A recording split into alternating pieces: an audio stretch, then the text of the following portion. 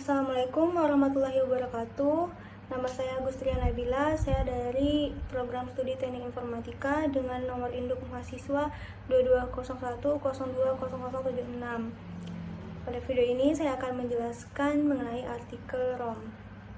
ROM adalah singkatan dari Read Only Memory yang menyimpan informasi secara permanen. Data yang tersimpan di dalamnya dapat dibaca tetapi tidak dapat ditulis di dalamnya. ROM menyimpan beberapa megabyte data, biasanya mulai dari 4 hingga 8 megabyte per chip. Kemudian fungsi-fungsi ROM, yaitu fungsi yang pertama sebagai penyimpan kode booting, yaitu untuk menyimpan kode-kode booting, salah satunya adalah BIOS. BIOS dapat menemukan berbagai macam informasi yang berkaitan dengan hardware yang terpasang pada komputer. Data yang berhubungan dengan booting pada BIOS akan disimpan di dalam ROM. ROM yang digunakan biasanya berjenis EEPROM. Fungsi yang kedua adalah sebagai pendistribusi software. Fungsi ini adalah untuk mendistribusi software komersial pada laptop maupun komputer. Fungsi ROM di sini adalah untuk memproteksi data-data yang digunakan dalam proses instalasi sehingga data akan jauh lebih awet. Fungsi yang ketiga sebagai media penyimpanan yang aman.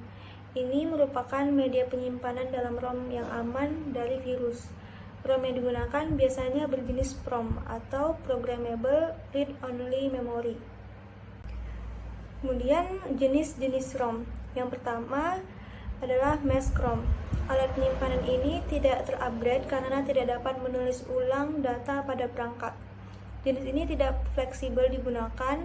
Selain itu, jenis yang satu ini juga terkenal sangat mahal. Jenis yang kedua adalah PROM, yaitu Programmable Read Only Memory, yaitu alat yang terisi hanya satu kali dalam melakukan penyimpanan data berbentuk seperti chip memori digital. PROM ini juga jenis penyimpanan yang bersifat permanen dalam menyimpan sebuah data maupun program. Jadi, ketika chip memori ini terisi, maka tidak akan dapat terhapus. Jenis yang ketiga ada EEPROM. EEPROM ini singkatan dari Erasable Programmable Read Only Memory. Jenis EEPROM terbagi menjadi dua. Yang pertama UV EEPROM atau Ultraviolet EEPROM yang dapat menghapus data melalui sinar ultraviolet.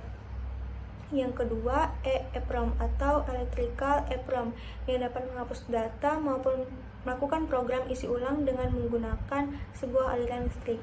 Jenis ROM ini tidak dapat dirusak oleh sebuah virus yang terdapat program BIOS di dalam alat penyimpanan tersebut.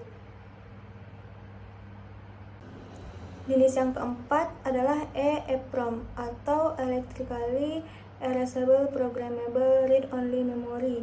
Jenis ROM ini dapat menghapus data sebuah program dengan menggunakan perintah tertentu. Jenis kelima adalah CD-ROM, yaitu Compact Disc, merupakan sebuah alat berbentuk lingkaran yang dapat menyimpan data. CD-ROM ini dapat membaca sekaligus melakukan burning sebuah data CD. Kemudian cara kerja ROM. Yang pertama, memasukkan sebuah data, baik informasi maupun sebuah program bawaan dari pabrik dalam sebuah chip memori berupa ROM. Kemudian, data tersebut akan tersimpan secara permanen dan tidak akan dapat terhapus. Lalu, data maupun informasi tersebut akan menjadi output device.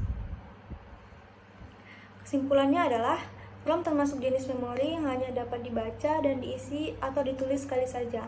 Terdapat beberapa jenis memori tersebut seperti PROM, EEPROM, EEPROM, serta Mask dan CD-ROM. Jenis memori ini memiliki kelebihan yang dapat menyimpan data secara permanen dan tidak mengharuskan power supply perangkat kalian dalam keadaan menyala. Walaupun perangkat mati, data tidak akan hilang dan tetap tersimpan. Sekian video dari saya, semoga video ini mudah dipahami. Assalamualaikum warahmatullahi wabarakatuh.